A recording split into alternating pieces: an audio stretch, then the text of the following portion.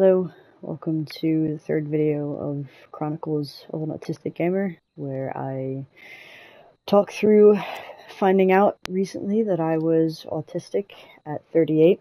So at the end of July 2025, so it's only been a few months, August, September, October, three full months. And just kind of going through what it's been like, how it's been, and what I'm going through in the moment. So the last couple of times I kind of chatted through a little bit of background, how I got here, and some meltdowns and shutdowns I had recently, and this kind of feels more like a check-in. And to be quite honest, I am pretty frustrated right now. As I mentioned before, I am unemployed due to moving out of the country. I was working remotely in my job. Decided it was okay until it wasn't okay. And I'd gotten out of a 15-year relationship and just kind of trying to restart my life. And, in the middle of all that, I found out that, hey, this is the reason why you feel like you don't fit in and never can, and you're just horrible at everything. That's not true, but to be honest, that's what it feels like. It's been frustrating. I'm stressed. I'm depressed. I started working with a neurodivergent therapist recently, and one of the things that we talked about was discussing the pressures that I feel for not pushing myself to do more, even though that, and I'm using air quotes here, that more would basically destroy me. So what I mean is, I've been working remotely, and technically I can go in somewhere and, I could go stock shelves at Walmart like I have before in the past. I can do a lot of things. I could, somebody mentioned cleaning, which would kind of be like overnight kind of a thing, or at least late into the night. And, stuff like that, stuff that's like available for me to do, but that I know will cause me extreme issues. And it's been really frustrating because I feel like nobody's really putting the pressure per se on me, but I feel like I have thousands of eyes on me, and everyone's just looking at me and being like, why the fuck aren't you doing more? Like, you did it before, why can't you do it again? And that was kind of like a big theme in my therapy last week was, just kind of talking about that, like, just the pressure that I feel, and even though nobody's saying it, and people are being nice and suggesting things, but obviously the interactions going in somewhere, as everybody knows, it's especially when it's been 5 years that I haven't had to, and I'm 38 years old. I'm a lot older now since I've done that before, and it took a lot out of me before, and it's just the idea of it sent me into a panic attack and an anxiety attack twice. And and when this cleaning thing came up, it was like, the thought behind it was, because it's like kind of solo, and you could just like clean, like the grocery store at night or whatever, and you get paid well, and it's like, yeah, in theory, that's awesome, and I wouldn't be opposed to that, but I know that like overnight work is terrible. I've done it before, and it was one of the worst things I ever did, and I swore I would never do that again. And just where I'm at right now, it's such a delicate situation, and even if it's not delicate, like, that will put me in a delicate situation where you start fucking around with my sleep schedule, and it's a recipe for, you want to not eat all the time, you want to not be able to work out, you want to not do all these things that are just gonna, that help regulate you, and then you're just gonna toss all that out the window and expect to fucking like function as a normal human being. And I guess it's frustrating because like I just want people to be able to understand that, and I'm not saying that like in an annoyed way, like, oh, this person who suggested this should have known. It's just like I wish that it was just known, almost like, asking somebody who's, I don't know, who's like got the flu or something to go mow the lawn. Like, you would never do that because you're just like, yeah, no, that's like, you don't, I know that you can't physically do that. And I just wish that it was the same kind of thing with autism, that you could just, people could just know. And I get like people can't, you're trying to educate them, and it's just stressful because I feel like, um, I'm always concerned that when I say these things, it sounds like an excuse. Like, I don't want to do these things. Like, I don't want to go in. Like, I don't do this. And because I have spent my entire life grinding to get anywhere and everywhere, it's, yeah. And I feel like people know that about me, and people know, like, hey, she works hard. She, has gotten herself some pretty substantial places in her career and her life. And yeah, why wouldn't she just grind some more, to do it? And yeah, I don't know. I'm aware, I feel like I'm probably doing this to myself, but it's just, it's there. It's like the invisible pressure. And yeah, I feel like that kind of goes into maybe, one of the other recent things that I just had happen over the last couple of days, over the weekend. Um, I went out a couple of nights. I saw a play, kind of like a local play recently, on Friday night for Halloween. And then the day after, I went, to a very low key event, at a local bar where there was like just some music playing, and there wasn't even a lot of people there, and it was a very small. So right now, I'm in a pretty small town, but the two events left me, um, kind of hating myself and feeling super alienated from like fucking everybody in the world again. And it's like, yeah, great, now I know why. But also, in knowing why, it's also a little frustrating because keep having these moments of like, okay, that's great, I know why, but why the fuck do I have to be this way? Like, why do I have to, I don't know, like, why did I have to be born like this? Like, that I just can't. And I found myself really getting into those moments where you're like studying people. And I had a lot of them where I was just watching people interact, and I was just like, what the fuck? Like, how do people enjoy this? Or how do they get through this? And for the Halloween thing, like, the play was fine.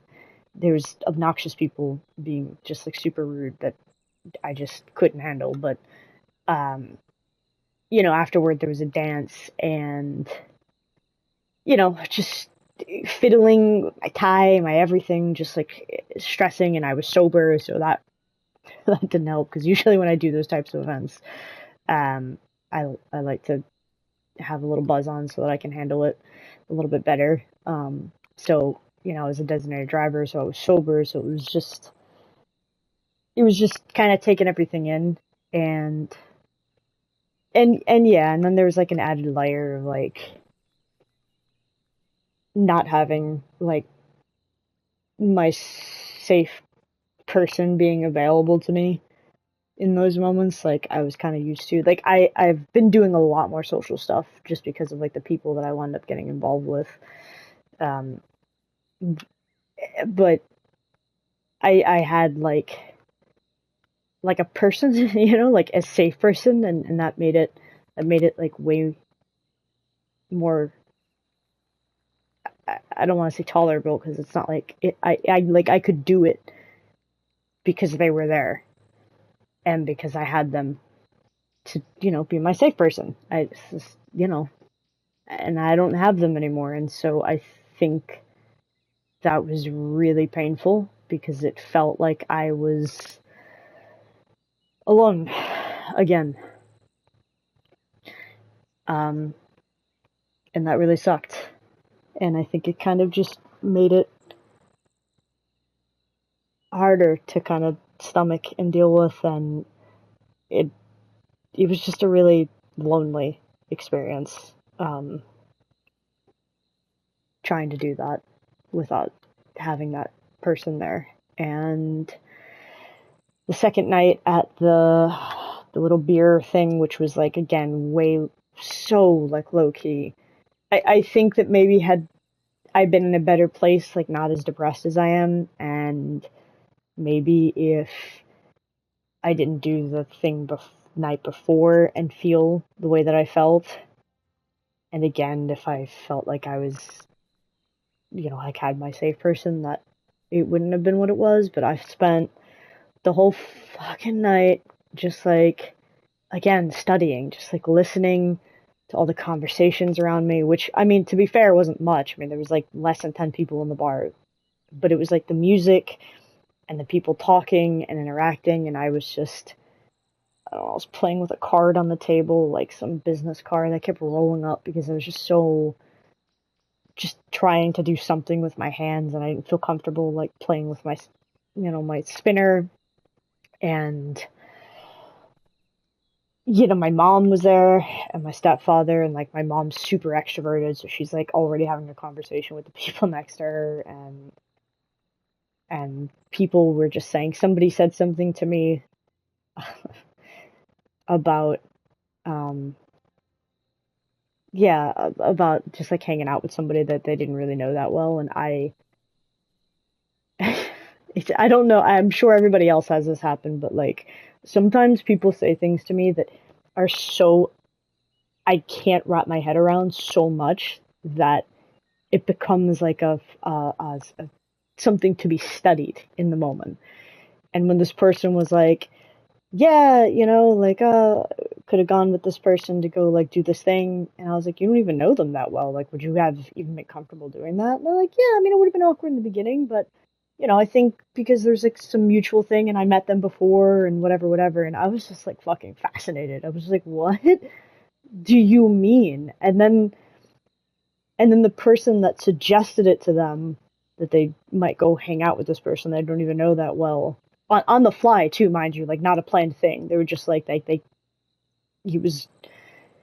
I'm just looking on the outside and I'm like, how the fuck do any of you exist like this? Like, what are you talking about?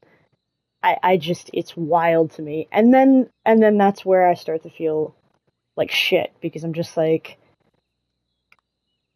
I felt like they could sense, and maybe they took it a different way, like maybe they took it, I don't know, like, but I was just so amazed, and I don't want to say that because I don't want to look weird, but it was just like, what do you mean you can do that? And then I feel like crap because I'm like, I would quite rather not be alive than you send me to go spend an evening with somebody I barely even know. And I had met this person and had spent arguably more time with them than this person did. My friend that was explaining the whole situation to me. No. And I got along with the dude, but I was like, you couldn't fucking pay me enough to just like go spend an evening with him. Absolutely not. Like I don't know him. I like talked to him. And I enjoyed the time that I'd spent with him, but like, don't send me alone to go like what? And then somebody suggesting that to you is like, what? Like, that they don't know. It's so, and I'm not saying this again to judge. I'm just legitimately, I'm fucking mind blown. I don't get it. So I was in my head about that, and then I think it was obvious that like something was off, because at one point they were like, are you okay? And I'm like, yeah, but I'm just analyzing everything to the point that people around me are like, what's wrong with you? And yeah, I was just feeling pretty shitty about it. But I think that also plays into what I talked about in therapy recently, or just this past Wednesday, where after I explained the whole pressure thing, and I haven't told her about what happened with the last 2 nights because that happened after I met her, on Wednesday because that was Friday and Saturday. But when I was talking to her about like the working thing and pressuring needs, just like the feeling pressure, she kind of brought up a point to me about understanding like accommodations and understanding preference over needs and what my needs are now and acknowledging that they've changed. So basically saying, she was like, okay, is it a preference or a need that you get your sleep and stay regular with that so that you can have a schedule in terms of like the working overnight thing with cleaning? And I was like, it's a need. Like, I know that. It's why I have, a timer. Everybody kind of, some people make fun of me. They're like, you have a little timer on for bedtime. And it's like, yeah, because I need to start getting ready for bed at 10, because if I'm not sleeping before 12, it screws up my night, screws up my morning. If my morning gets screwed up, I don't eat throughout the day as much. I'll be at 2 times in the day, and then I can't work out because maybe I've screwed my whole day up, or I do work out, but then I don't get enough protein, or I'm too tired. It's crazy, and she was like, okay, great. So, and what about going in? Is it a preference or a need? She was like, what do you feel about going in? I'm like, I feel like I'm gonna not want to be alive because it just is so crushing to have to do that.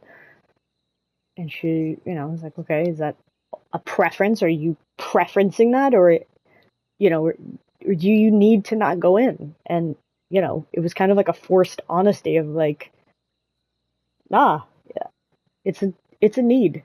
I need this. It's why I chased remote work for as long as I did. I mean, it took me years to become remote. But the minute I understood that was a thing that you could even do, I was like, sign me up. And it took a while, but I did it. I figured it out. I made the path, but it was like, and I've always done jobs that have needed to keep me out of the public eye as much as humanly possible. So it's like, okay, yeah. And again, I'm almost 40 years old. Like, that shit wears on you. And it's not like I didn't start working until my 20s. Like, I've been working since I was 17. I've been doing this for a while, and I've had plenty of times where I had 2 jobs and, tried to go to school and all this stuff. And it's like, yeah, dude, it's a lot. And when you keep doing that on top of everything else that I've gone through in my life, which is like, I'm not even going to get into, maybe at some point, but like my therapist said, she was like, what I'm hearing is somebody who has done a lot of grinding for a lot of years of their life and has had a chance to like breathe and is not really sure how to do it. And acknowledge that like, these are now my needs. And it's okay to acknowledge that they have changed. Like, yeah, sure, maybe you did it before. And yeah, when you're younger, you can handle different things. Like, yeah, overnight work exists for people that can handle it. And for, those people who are young, like, I thought it was going to be, yeah, whatever, overnight, sleep, whatever. And then, I did it and I was like, this shit sucks. I mean, I managed it, but it was terrible. And even, at 24, I realized it was never going to do that again. So over a decade later, no. Like, I can't late nights feel like I partied all night and I'm hungover for 2 days if I don't get enough sleep. Like, it's ridiculous. And I'm not made for that. I'm not built for it. And it's kind of hard to like stomach and admit those things. But it's the truth, The truth is things change. And now also understanding that I am autistic, which still feels really weird for me to say out loud, is that in order for me, and this is part of the journey, is like learning how to manage this. It's like those things aren't going to help me manage it in a healthy manner. So I really need to figure out what helps me to manage it in a healthy manner and that's going to be, successful for me. And excuse me. And, those things aren't it. And as of right now, I have enough money that I can continue to live off of for a number of months. And, I don't have to go in anywhere currently, and I'm searching very hard for a remote position. Yeah, so I don't, obviously I'm going to feel the pressure still, probably. I do feel it. But, just kind of acknowledging those differences. And I think when it comes to like the going out and stuff thing, I think that's like another piece of it, of acknowledging like what my accommodations are and what my needs are. And, if, I don't know, like, do I keep doing what I'm doing if I feel like I don't have a safe person that makes me feel comfortable? Do I try to find a way to be more comfortable with stimming? I mean, there's certain moments where I have actively tried to be more comfortable with it, but like those 2 nights, there was too many people that I didn't know that I felt like would notice. So I didn't feel comfortable, but it's like, those are accommodations and things that I can continue to try to work on, to be like, maybe I shouldn't do certain things when I feel a certain way, or maybe I don't have to go out if I feel like I don't have my safe person, or I don't know. I mean, that's the point of all this. I don't know anything, and I'm trying to figure it out, and I guess this is just my verbal journal. And if anybody finds it and watches it and finds it helpful or relates, awesome. And I guess if this stays buried in the YouTube algorithm forever, then it felt good to talk out loud a little bit, because these are the thoughts that are in my head anyway. And something slightly therapeutic about giving it out. But I hope somebody out there finds it and relates to it, because it's really hard. And it sucks right now. And I know a lot of people are like, it gets better, and I get that, and I know that it will, right? Like, I know, but like, it's not better right now. It's just really hard. And the situation that I am going through isn't obviously helping me for shit in terms of like job loss and navigating relationships and just kind of starting completely over. Yeah, it's a lot. So I sympathize with anybody who's going through it and just figuring out whether you were diagnosed or self-diagnosed, self-realized, or like me, kind of in between. I really can't say self-diagnosed, because this was not on my radar. It was just my therapist was like, hey, by the way, I think maybe you should look into this. And then after quite some time of research and study and talking to her, we went over a lot, and yeah, I just chose not to get officially diagnosed for a number of reasons that I explained in the first video. But anyway, so that's where I'm at. Just grinding through, taking it day by day, doing my best. Looking forward to talking to my therapist again about the weekend, and hopefully, kind of just working through some more stuff and trying to figure out, how this is all gonna continue to play out for me, and still looking for work. So thank you if you happen to tune in and listen, and I hope if you're in a similar situation, things get better for you. And please take care of yourselves, and thank you.